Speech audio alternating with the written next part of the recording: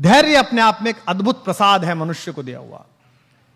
अगर पहला पत्थर जिस समय दशरथ मांझी ने उस पर्वत पे मारा तो लोग उस पर हंसे, लेकिन उसने धैर्यपूर्वक 20 साल पत्थर मारा तो पहाड़ को रास्ता छोड़ के खड़ा होना पड़ा कि तू आदमी है, तू जीत गया, जा। और मैं मानस भवन में खड़ा हूं, मैं फिर वहीं पर आता हूं, रामचरितमानस पढ़िए अपनी दादी के पास बैठ के, अपने दादा के पास बैठ के। राम का धैर्य देखिए। राम का धैर्य विष्णु का धैर्य नहीं है, मुझे क्षमा करें, भगवान है विष्णु, लेकिन वो तटस्थ धैर्य है। आराम से लेटे हुए हैं क्षीर सागर में, शैया बना के प्रेम पूर्वक, माता लक्ष्मी पैर दबा रही है, ऊपर शेष नाग का फन है, देख रहे हैं दुनिया में चल क्या रहा है, मूर्ख कर क्या रहे हैं, ये हो क्या नाटक रहा है। राम का धैर्य तो जीवित रहते हुए उसी व्यवस्था का धैर्य है। राम को प्रोवोक करने की एक हरकत दुनिया नहीं छोड़ी। पुत्र के रूप में सोचिए वो लड़का कैसा होगा, वो व्यक्ति कैसा होगा जिसका राज्याभिषेक होना जा रहा है और एक सेकंड में पता चला कि वन चलो कपड़े उतारो, अब ये वलकल पहनो, पत्नी को लो और निकलो। कितना कठिन समय। लेकिन राम राज्याभिषेक होगा, मैं राजा बनूंगा, इस पर प्रसन्न नहीं है, और मुझे वनवास मिल गया, इस पर दुखी नहीं है। यही राम होना, यही राम होना है। लोग समझते हैं जंगल में पोस्टिंग, लोग समझते हैं कोने में पोस्टिंग, लोग समझते हैं वहां काम करना है तो कैसे काम होगा, मेरे लिए तो पनिशमेंट हो गया। यही अवसर है जो आपको ईश्वर दे रहा है। दशरथ के पुत्र राम जब तक अयोध्या में रहे युवराज राम कहलाए, श्री राम कहलाए, और जब जंगल जाकर लौटे तो मर्यादा पुरुषोत्तम भगवान राम कहलाए। इस पूरी यात्रा ने उन्हें भगवान बनाया, इस धैर्य ने उन्हें भगवान बनाया, और अद्भुत धैर्य है उनके पास। उनका अपमान करके कोई चला जाता है, वो धैर्य के साथ मुस्कुराते रहते हैं। उनकी पत्नी का हरण हो जाता है, उसके बाद भी वो धैर्यपूर्वक पूरी व्यवस्था करते हैं। और एक बात सोचना आप सब लोग, राम, मैं अक्सर इस बात पर बहुत अंदर तक थ्रिल रहता हूं। राम अयोध्या से चले, उस समय का सबसे बड़ा खानदान था वो। हिंदुस्तान में जो कुछ भी बड़ा था उन्हीं क्या पैदा हुआ। इक्ष्वाकु, अज, रघु, दिलीप, पुरुरवा, ययाति, नहुष, दशरथ, सब बड़े आदमी उन्हीं क्या। भारत का नाम जिस पर रखा गया वे भी उन्हीं क्या पैदा हुए, भरत, सब उन्हीं क्या पैदा हुए। लेकिन उसके बाद भी जब राम एक वलकल पहनकर चले तो रास्ते भर में राजाओं को भी तो पता चला होगा कि भाई दशरथ का लड़का जा रहा है, वो भी तो मिलने आना चाहते होंगे। राम उनसे सहायता भी ले सकते थे। जिस पंचवटी में मां सीता का हरण हुआ है वो तो उनकी नंदसाल के बिल्कुल बगल में, कौशल प्रदेश में, रायपुर में, वो बिल्कुल बगल में थे। वो अपने नाना से कह सकते थे, अपने मामा से कह सकते थे कि साहब आप जरा मेरी सहायता करो, मेरी पत्नी का अपहरण हो गया, सेना दे दो जरा, मैं चलूंगा। उन्होंने ऐसा नहीं किया। उन्होंने एक भी राजा को अपने साथ नहीं लिया। उन्होंने रास्ते भर आप जैसे और हम जैसे लोगों को साथ लिया। किनको? सामान्य वंचितों को, दलितों को। उन्होंने वनवासियों को साथ लिया, उन्होंने मल्लाहों को साथ लिया, उन्होंने मां शबरी का आशीर्वाद लिया, उन्होंने केवट को साथ लिया, उन्होंने वंचित सुग्रीव को गले लगाया, क्योंकि वो जानते थे कि जिस अनाचार से वो लड़ने के लिए जा रहे हैं वहां धनिकों की और राजाओं की नहीं, सदाचार की आवश्यकता पड़ेगी, वहां आत्मा की दीप्ति की आवश्यकता पड़ेगी। तो राम का यह धैर्य ही उन्हें विजेता बनाता है। भाई रावण को तो बाली हरा चुका था पहले, आपने कहानी सुनी होगी। रावण को तो शहसबाहु भी हरा चुका था। रावण कोई ऐसा अर्जेंटीना नहीं था, ऐसा ब्राजील नहीं था कि हराना मुश्किल था। उसको तो हरा चुके थे दोनों। बाली तो उसको अपने बगल में दबाकर, और उसने किले की दीवार का चक्कर लगा दिया था बाली ने। जब हनुमान को बांधा है और हनुमान से रावण ने कहा कि तू मुझे जानता नहीं मैं कौन हूं, तो हनुमान ने क्या कहा? हाँ जानता हूं, वो बाली वाला, मैंने सुना था आपकी लड़ाई बहुत, परिचय है मेरा आपसे। हनुमान ने क्यों कहा? ताकि उसका कॉन्फिडेंस लूज हो। लेकिन भगवान जब बाली और सुग्रीव के जनपद में पहुंचे तो उन्होंने बाली का साथ नहीं दिया, उन्होंने वंचित को चुना। वो उसके साथ खड़े रहे जिसका अधिकार छीना गया, जिसका राज्य छीना गया, जिसकी पत्नी तारा का बलात् अपहरण किया गया है, और उन्होंने बाली का वध किया। जबकि बाली भी उनका प्रशंसक था, उनका भक्त था। मरते समय बाण लगने के बाद प्रणाम की मुद्रा में बाली ने पूछा है भगवान से, मैं बैरी सुग्रीव प्यारा, अवगुण कवन नाथ मुहि मारा।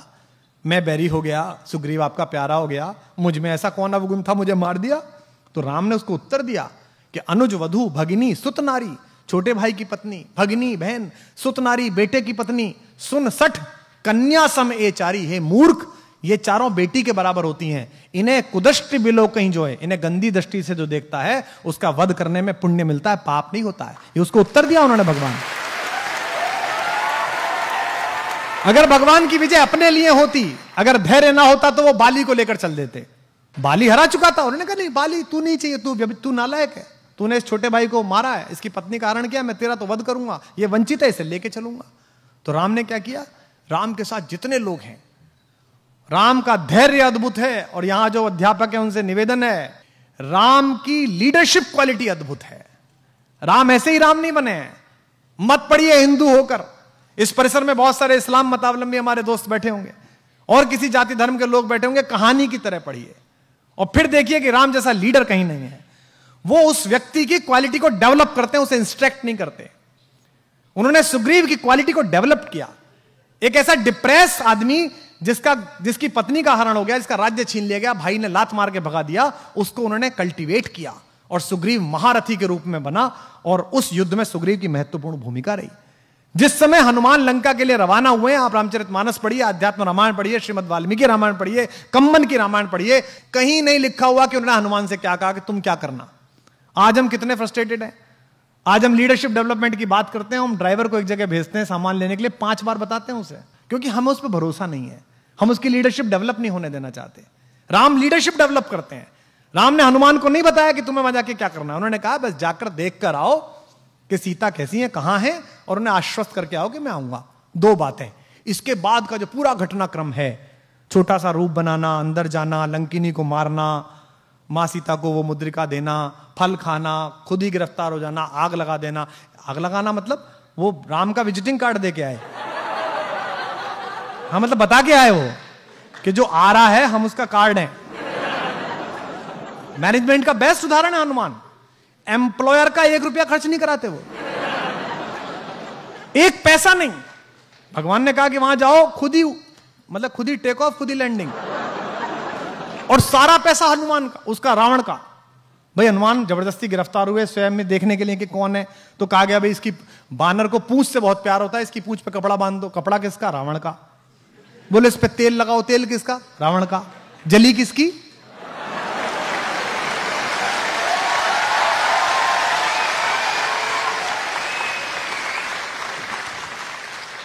बेस्ट एम्प्लॉय, सर्वश्रेष्ठ व्यक्ति, कोई नानुकर नहीं।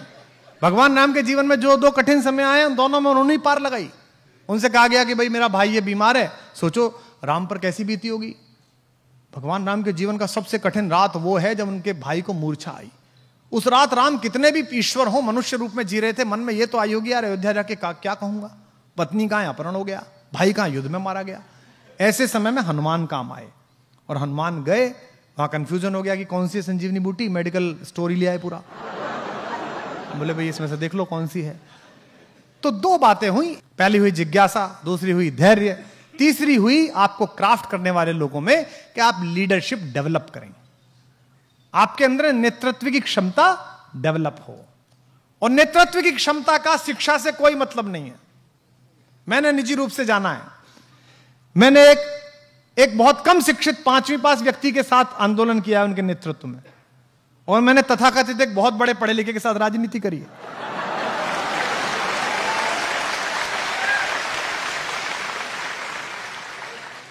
नेतृत्व क्षमता का पढ़ाई लिखाई से कोई मतलब नहीं है।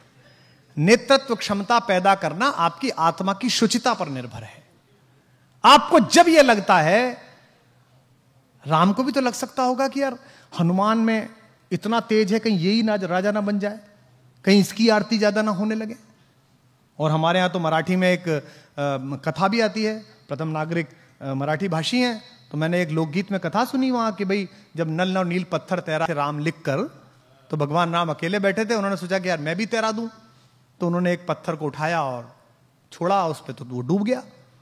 तो उन्हें लगा यार आसपास कोई देख नहीं ले कि हमारे नाम पे काम चल रहा है और हमारा खुद का ही नहीं तैरा।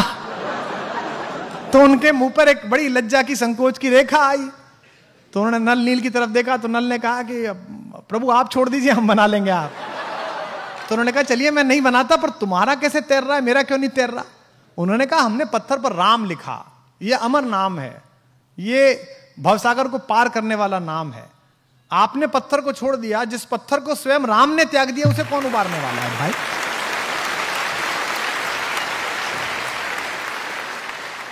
तो लीडरशिप इस बात से निर्भर होती है कि आप इस बात में कितना विश्वास करते हैं कि ईश्वर द्वारा तय किया गया मेरा भाग्य किसी मनुष्य के निपटाने से, खत्म करने से, बढ़ाने से ना बढ़ेगा ना घटेगा।